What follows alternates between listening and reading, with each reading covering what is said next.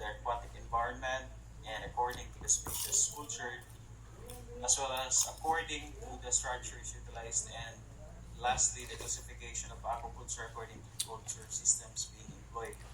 So let's first take a look at the aquatic um, environment. So technically, aquatic environment is mainly subdivided into four. Um, First off is the freshwater aquaculture, the brackish water aquaculture, the marine water aquaculture, and the aqua silviculture. Pardon me for this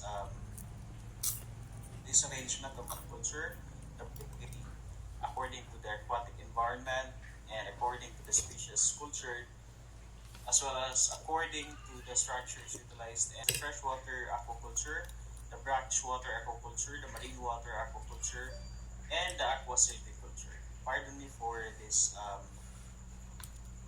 arrangement of my slides because this is supposedly been animated.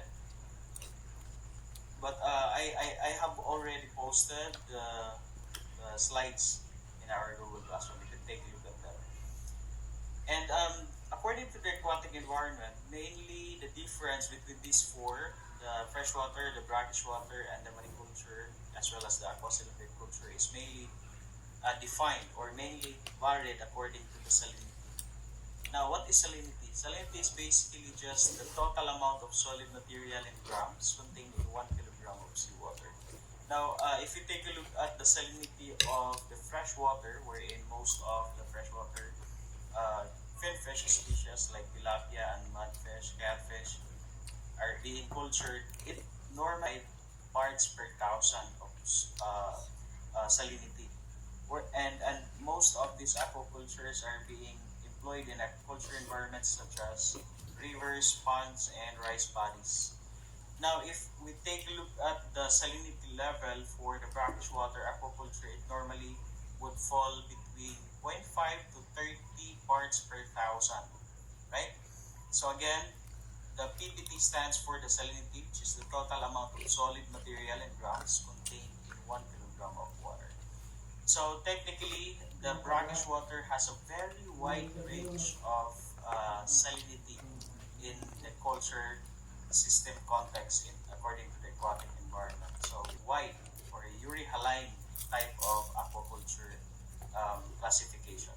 Now the next one is the mariculture or the marine water aquaculture, wherein the salinity falls an average of 35 ppb, and most of the areas that are normally employed to 27 ppt.